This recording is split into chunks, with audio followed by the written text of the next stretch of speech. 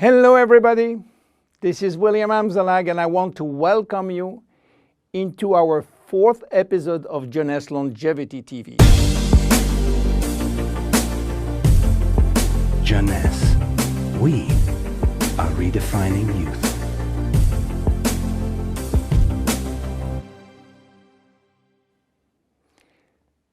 To be born is not a crime. So why should we be all sentenced to death? Is death inevitable? Well, you may be surprised to learn that aging and death has not existed forever.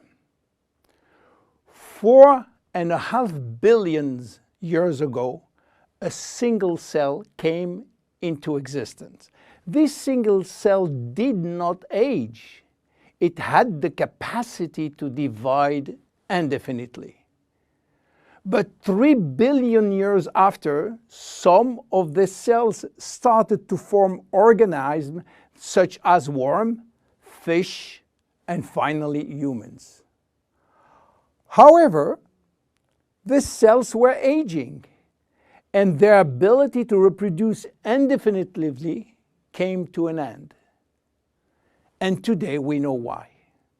Those cells, we call them somatic cells, contain a gene that controls the production of telomerase. And this gene was and still is turned off.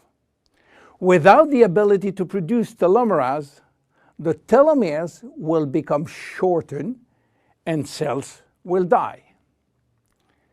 So why there is so much discrepancies in longevity between human and other animals?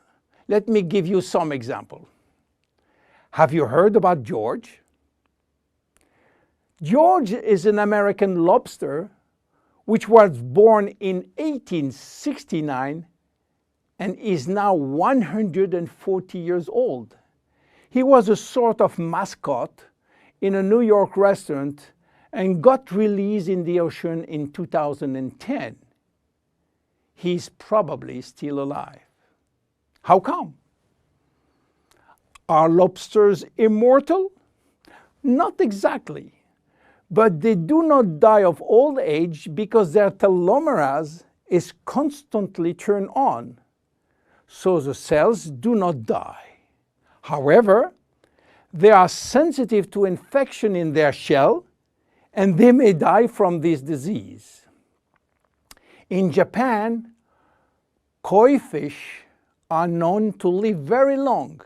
They are beautiful fish, usually white with red spot. Some have been given names, and the most famous fish, Hanako, who died in July 1977, was 226 years old. Some turtles also live very long, and one of them, Adwaita, from Seychelles, has lived nearly 250 years. There are even some species which has indefinite longevity, like the bacteria called Arthrobacter, who can be dormant for thousands of years and suddenly wake up. Hydra is the most unique species defying death. When part of his body is cut off, the body regenerates in 2 or 3 days. Hydra will be potentially immortal because it contains stem cells. In case of injury, the stem cells differentiate to form the missing cells and rebuild the missing part. If some animals can have indefinite longevity, why should we be sentenced to death? In other words, do we currently have the knowledge and the technology to live forever?